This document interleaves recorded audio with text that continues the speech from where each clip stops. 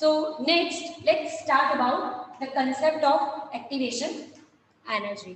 तो उसमें हम देखेंगे क्या है, किसको बोलेंगे. So what is called activation energy? Activation of the energy means we are talking about enzyme, huh? Activation of energy. Okay, इसको बोलेंगे addition of energy required to start a chemical reaction.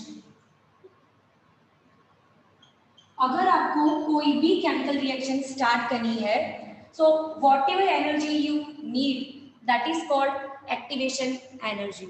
I hope it's clear. Yes ma'am. Okay, अब क्या होगा कि whenever we are using enzyme, ठीक है, तो क्या होगा कि ये जो लेवल है थोड़ा कम हो जाएगा because we require less energy. हमारा काम आसान कौन कर रहा है? एंजाइम.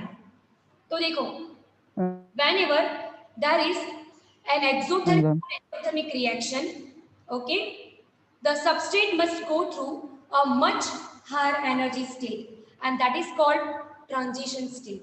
कि मतलब एनर्जी लेनी है, एनर्जी निकालनी है, ठीक है, तो मतलब ज्यादा काम करना है, सो that is called transition state. तो एक मिनट मैं अभी शेयर करती हूँ, आपको बताती हूँ what is that transition state and what is that thing. Wait a minute.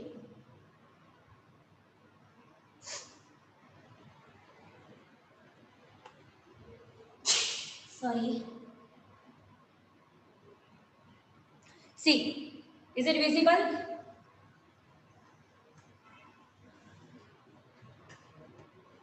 Is it visible?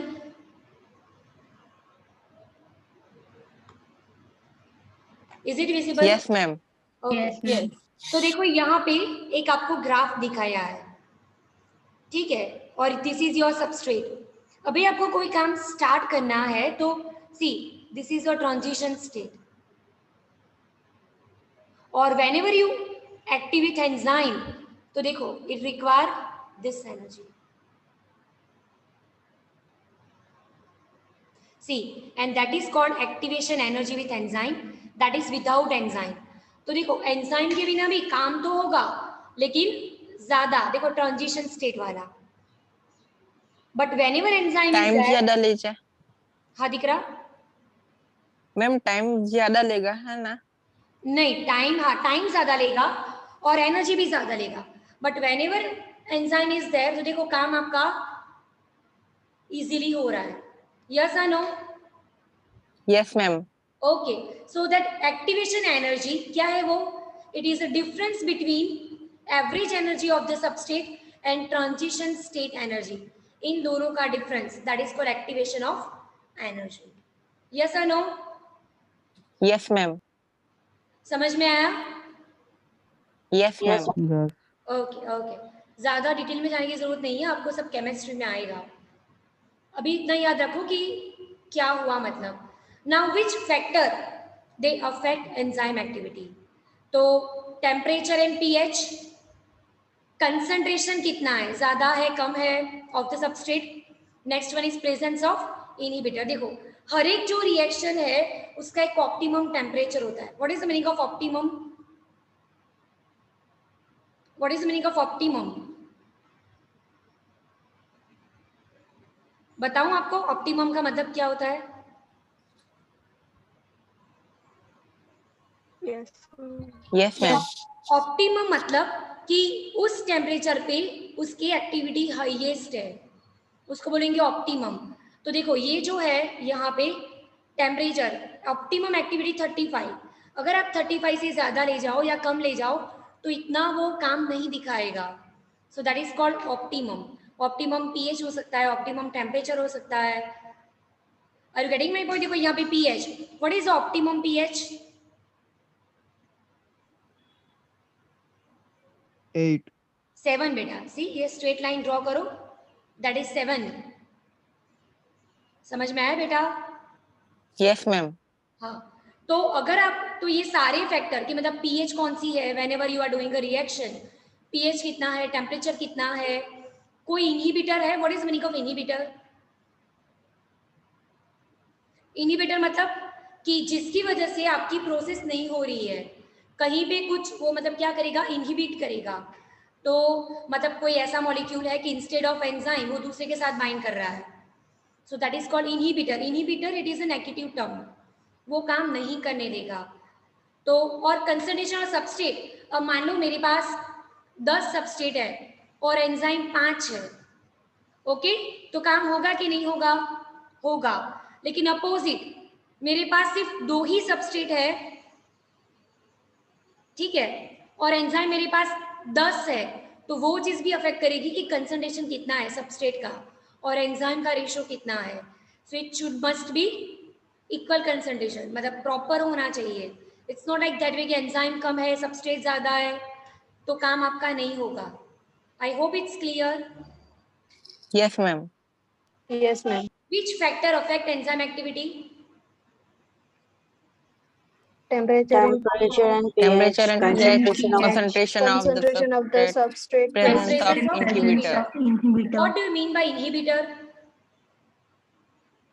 it will stop, it will prevent Disturbance. it will from not doing let the anything. work to be done.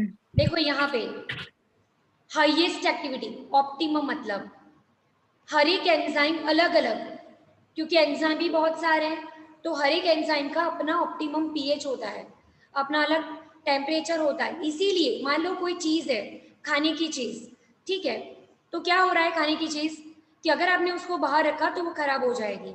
But when you shift into refrigerator तो क्या होगा कि वो चीज़ देर से खराब होगी, क्योंकि what ever the metabolic process जो चल रही है, ठीक है, वो बाहर ऑप्टिमम से हो रही है.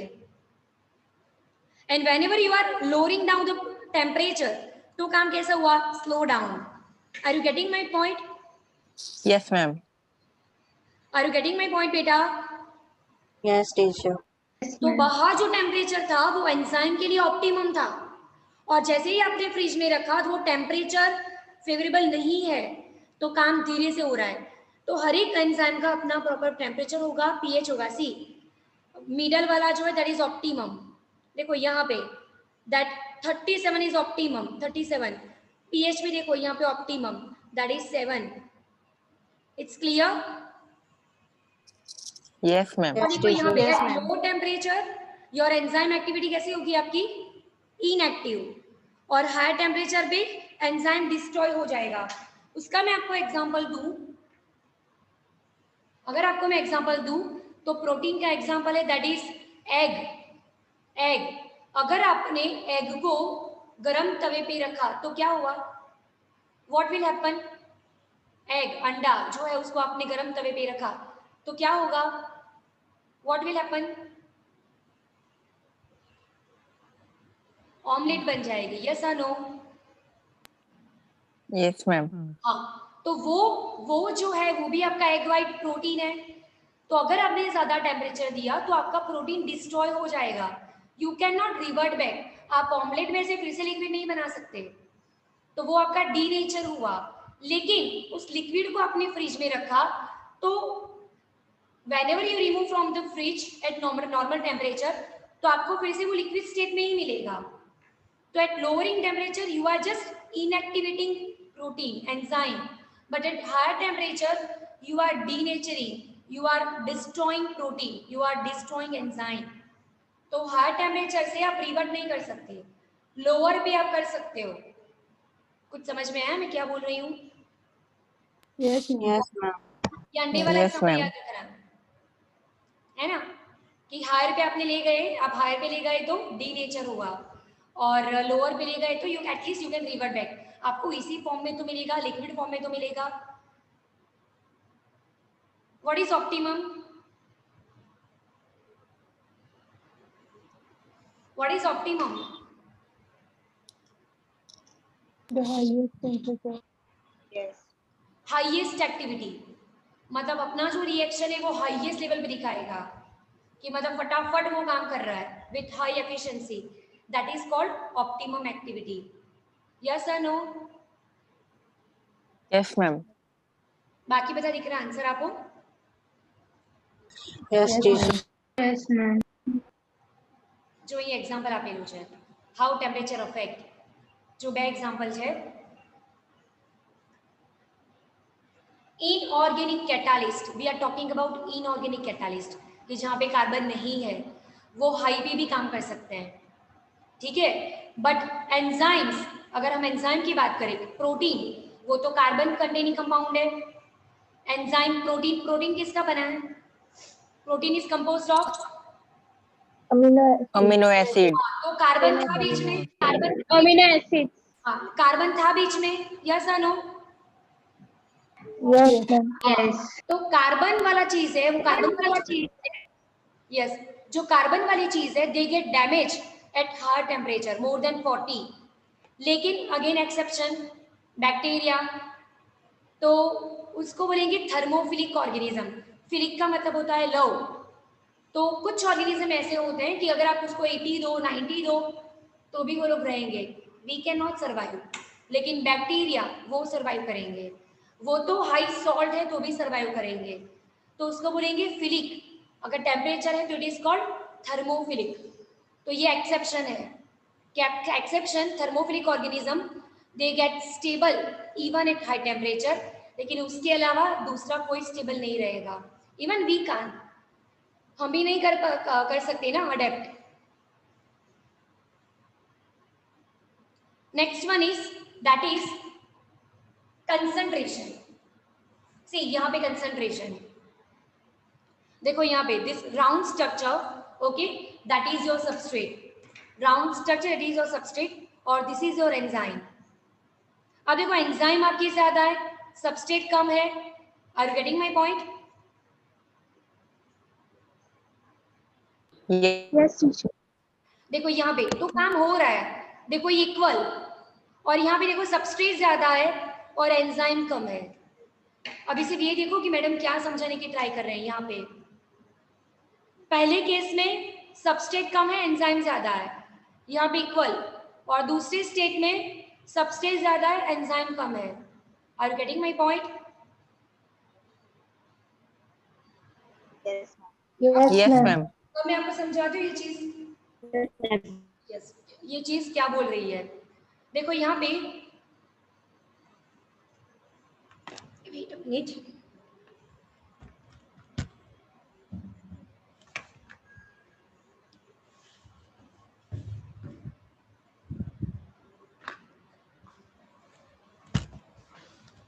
अब देखो यहाँ पे with the increase in the substrate concentration, the velocity of the enzyme action rises. velocity कल हमने समझाया था, that is reaction rate, कि जैसे जैसे आप सबस्ट्रेट बढ़ाते जाओगे. देखो यहाँ पे पहले सबस्ट्रेट कम था, अब आपका सबस्ट्रेट धीरे धीरे बढ़ा, तो with increase in substrate concentration the velocity of action rises at first and reaches maximum velocity. देखो यहाँ पे कि यहाँ पे पहले सबस्ट्रेट कम था, देखो ये ग्राफ के ऊपर जैसे जैसे सबस्ट्रेट ज्यादा हुआ देखो ये बढ़ता गया, ठीक है. उसके बाद देखेंगे this is not existed by further rise in concentration because enzyme molecules are fewer than the substrate molecule. फिर एक स्टेज कैसा आएगा कि एंजाइम जितना काम कर रहा है उतना ही काम कर रहा है. देखो एग्जांपल अगर मैं आपको बताऊं तो देखो यहाँ पे पहले 2 सबस्ट्रेट थे और एंजाइम कितने थे? यस और नो? Yes ma'am. एंजाइम आपके 5-6 थे. अब देखो धीरे धीरे यहाँ पे हमने कंसंट्रेशन बढ़ाया, तो एंजाइम, क्योंकि ऑलरेडी एंजाइम नंबर ज्यादा है तो वो काम करेंगे. फिर एक लेवल ऐसा आएगा कि सबस्ट्रेट बहुत ज्यादा है, एंजाइम कम है, तो एंजाइम जितने उतने ही काम करेंगे, उतने ही अटैक करेंगे, दो वी आर एडिंग सबस्ट्रेट मोर. तो एक लेवल के बाद आपका काम कांस्टेंट ही रहेगा, जितना एंजाइम है उतना ही काम करेगा. देखो पहले सबस्ट्रेट कम था, फिर जैसे जैसे आपने सबस्ट्रेट बढ़ाया तो जब तक काम होगा कि जब तक एंजाइम नंबर है, एक बार सारे एंजाइम ऑक्यूपाई हो गए, देखो यहाँ पे सारे एंजाइम ऑक्यूपाई हो गए, तो अब इस कप को कौन करेगा? तो ये काम अपना कांस्टेंट रखेगा. See there are no free enzyme molecule to bind with additional substrate molecule. देखो यहाँ पे काम हो रहा है धीरे धीरे, जैसे सबस्ट्रेट बढ़ा ये जो खाली थे उन्होंने भी काम करना स्टार्ट कर दिया एंजाइम ने. लेकिन अब क्या है, कोई भी एंजाइम खाली नहीं है, भले सबस्ट्रेट है, तो after then your reaction will be constant. I hope that's clear what I mean to say. Yes, ma'am. ખબર પડે છે? हाँ, ma'am. Sure? Yes, ma'am. So ये जो constant हुआ, we call it Vmax. We call it Vmax, velocity maximum. वो आपकी stable हो रही है और उसको आधा करें तो that is called Vmax by 2. मतलब ये optimum, that is Km, optimum. Next one is presence of inhibitor. कई बार ऐसा होता है कि सबस्ट्रेट के जैसा कोई मिमिक आ गया, तो मान लो ये आपका एंजाइम है और दैट इज योर सबस्ट्रेट और ये आपका इनहिबिटर, कोई दूसरा मॉलिक्यूल रिएक्शन के अंदर, तो इसने बाइंड कर दिया इनहिबिटर ने, तो ये जो प्रोसेस आपकी होने वाली थी वो आपकी नहीं होगी. देखो यहाँ पे ये एंजाइम के जैसा ही इनहिबिटर है, तो इंस्टेड ऑफ सबस्ट्रेट कौन आ गया? इनहिबिटर. तो उसमें दो टाइप की होती है, non competitive and competitive. Non competitive में देखो एक अलग जगह है इनहिबिटर को बाइंड करने के लिए. See it will not interfere this side. और कॉम्पिटिटिव में देखो it will compete with substrate. दोनों का मतलब वो आगे का शेप सेम है, दोनों की चाबी सेम है, तो जो चाबी पहले लग गई देखो यहाँ पे, there will be no space to bind enzyme, sorry substrate, तो उसको बोलेंगे कॉम्पिटिटिव. जो पहले पहुंचा उसने बाइंड कर लिया एंजाइम के साथ, फिर ये काम कुछ नहीं करेगा क्योंकि सबस्ट्रेट तो है ही नहीं, इनहिबिटर ने बाइंड किया और यहाँ पे जगह अलग है, तो there is no competitive inhibitor. Shape अलग है, कोई अलग जगह पे बाइंड करेगा, दोनों अफेक्ट तो करेंगे एंजाइम एक्टिविटी के ऊपर, लेकिन एक को बोलेंगे नॉन कॉम्पिटिटिव, दूसरे को बोलेंगे competitive. It's clear? Competitive and non competitive, it's clear?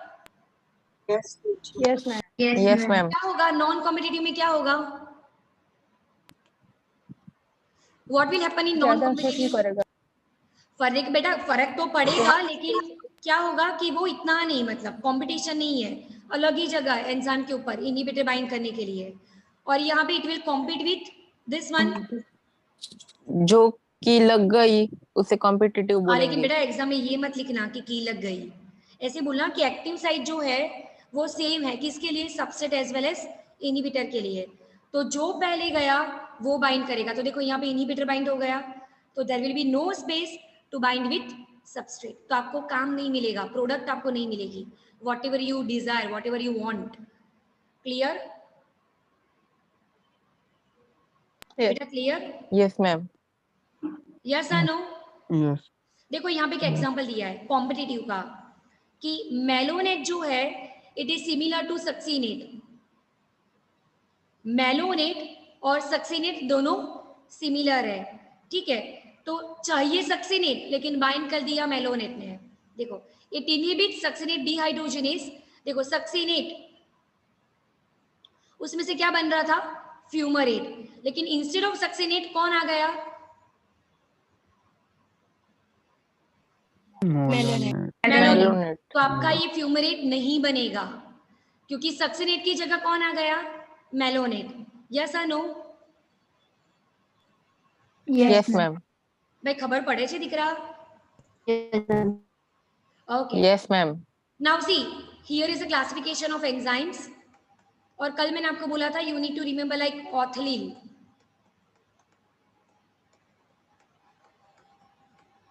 O stand for oxidoreductase, T stand for transferase, H stand for hydrolase, L stand for lyase, I stand for isomerase, and L stand for ligase. It's clear? क्या बोलेंगे उसको? ऑथलीन. O for Oxidoreductase. oxidoreductase or dehydrogenase.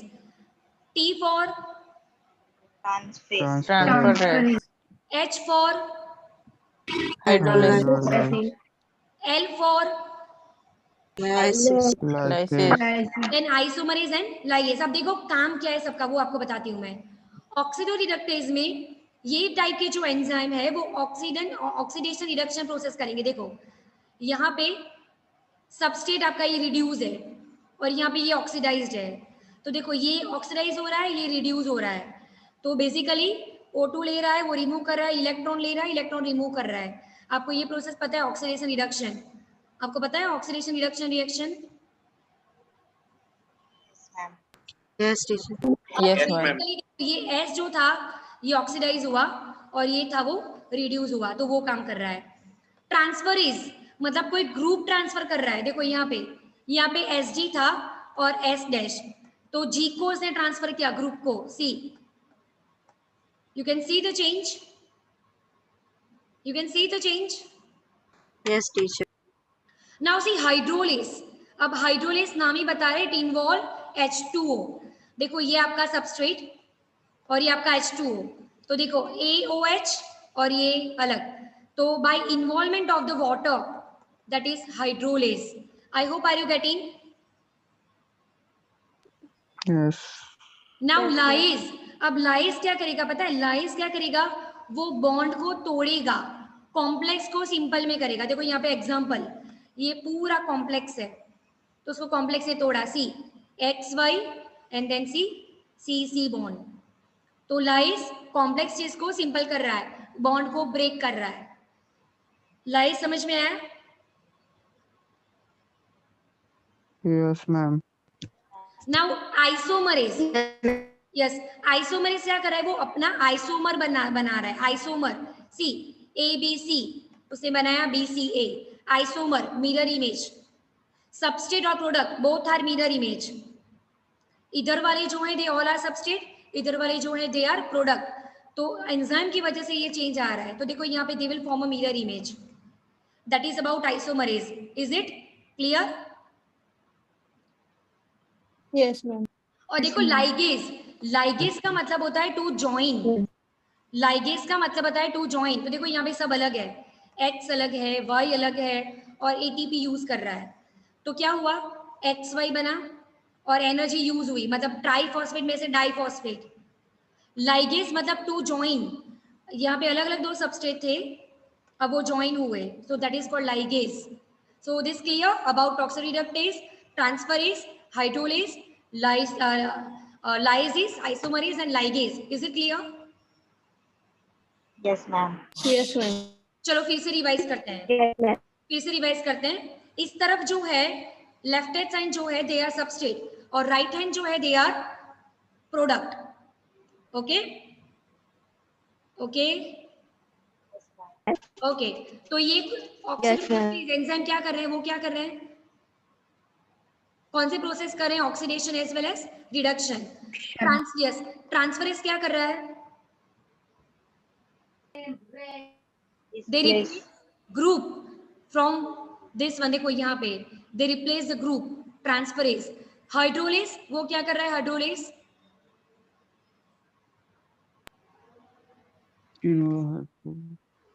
Hydrolase किसका use कर रहा है, hydrolase Hydrogen. Water. Water, water. X Y जो है they are just example, तो दे इन्वॉल्व वाटर और ये प्रोसेस कर रहे हैं। लाइज, लाइज क्या कर रहा है, कॉम्प्लेक्स में से Simple. Isomerase. What about isomerase, Mirror. they will form mirror image. And what about ligase? They will join. Yes, ligase क्या करेगा, वो join करेगा। तो this is about basic ऑर्थलील, you can see ऑर्थलील, याद रखना ऑर्थलील। Classification, nomenclature. अब ये क्लासिफिकेशन किस हिसाब से किया, अकॉर्डिंग टू देयर फंक्शन, कि जो एंजाइम है वो क्या कर रहा है, वो आइसोमर बना रहा है, वो कोई चीज तोड़ रहा है, वो कोई चीज जोड़ रहा है, सो ऑन दैट बेसिस उनको इस चीज में हमने डिवाइड किया। देखो यहाँ पे एग्जांपल के साथ है,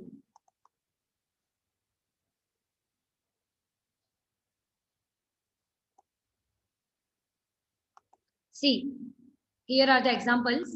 आपको इसी फॉर्म में एग्जांपल डालने हैं। देखो यहाँ पे ये जो है, देखो इलेक्ट्रॉन डोनेट कर रहा है दिस वन, और देखो पूरा ये बदल गया, ए के पास इलेक्ट्रॉन थे, now it is on B. अब देखो ये जो है दैट इज ऑन बी, तो एक ऑक्सीडाइज हो रहा है, एक रिड्यूस हो रहा है by the enzyme. Got it, first one. See, they do the process of oxidoreduction. Second transfer is they transfer the group. देखो AB plus C, यहाँ AB plus C, तो C A के पास आ गया और देखो ये A फ्री हो गया B के साथ ये, तो they transfer the group. Hydrolysis क्या करेगा वो? हाइड्रोलिसिस मतलब कोई भी बॉन्ड है वो तोड़ेगा. देखो वाटर के साथ, see hydrolysis process by the addition of H2O. See ये टूट रहा है तो AOH और B के साथ H, so they involve H2 and break the bonds. कि जो A और B के बीच जो बॉन्ड था वो तोड़ रहा है बाय यूजिंग H2O. ये तीन clear? Yes, ma'am. Now see Yes, ma'am. Lies. Yes बेटा, लाइज में क्या बताया मैंने आपको? लाइज में कॉम्प्लेक्स को क्या कर रहा है वो? सिंपल. देखो यहाँ पे पूरा एक चीज है तो इसने उसको सिंपल किया. देखो it is removal of groups bye mechanism other than hydrolysis living double bond. यहाँ पे भले वो तोड़ रहा है लेकिन पानी का यूज नहीं कर रहा है, हाइड्रोलिसिस नहीं कर रहा है. Hydrolysis, lysis by using water. H2 के अलावा लाइसिस तोड़ रहा है. H2 के अलावा देखो यहाँ पे टूट रहा है, सो दैट इज कॉल्ड लाइज. देखो यहाँ पे सिंपल है, सी यहाँ पे ये पूरा कॉम्प्लेक्स, तो देखो ये टूटा but there is no use of H2O. Next one is isomerase. देखो आइसोमरेज मतलब अपना आइसोमर बना रहा है, ABC BCA. लाइगेज दो चीज को ज्वाइन करेगा. देखो यहाँ पे XY अलग था तो इसने बॉन्ड बनाया, फिर कोई भी बॉन्ड हो सकता है वो, लेकिन दो सबस्टेट को ज्वाइन कर रहा है. और ये बॉन्ड कोई भी हो सकता है, other it is CO bond, CS bond, CN bond, कोई भी, लेकिन दोनों को जोड़ रहा है. सो that is about ligase. Is it clear? Yes, ma'am. ऑर्थोलेज समझ में आया? फंक्शन समझ में आया सबके? Yes, ma'am. Yes, ma'am.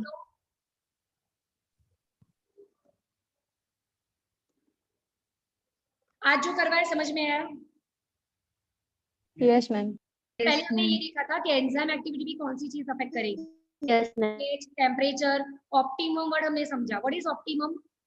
It shows highest activity. Highest. Highly. हम क्या बोलेंगे उसको? Highest activity. Optimum, highest activity. अगर वो टेम्परेचर पीएच आपने निकाल दिया तो वो प्रोसेस आपकी स्लो डाउन हो जाएगी. सो दैट इज कॉल्ड ऑप्टिमम. वो चीज हमने देखी. आफ्टर दैट हमने एंजाइम को क्लासिफाई किया. और चैप्टर बाकी है, कल हम देखेंगे कोफैक्टर्स कि कोफैक्टर क्या है, और RNA भी मुझे अभी करवाना बाकी है. तो दो चीज स्टिल रियल है. आज समझ में आया मैंने जो करवाया? Yes, ma'am. Yes, ma'am. Ma'am. Yes, ma'am. અનંતમ દીકરા ખ્યાલ આવે છે દીકરા? Yes, ma'am. ઓકે, કઈ પણ ડાઉટ કે પ્રોબ્લેમ પડે તો મને પૂછજો. બરાબર, બહુ ચાર્ટ એવું જોઈને ગભરાઈ નહીં જતા. બરાબર, ઈઝી છે, ધ્યાનથી સમજજો. ઈઝી છે, કશે બી અટકા તો મને આવતીકાલે પૂછજો કે મેડમ આમાં ખબર નહીં પડેલી, ફરી સમજાવો. ઓકે.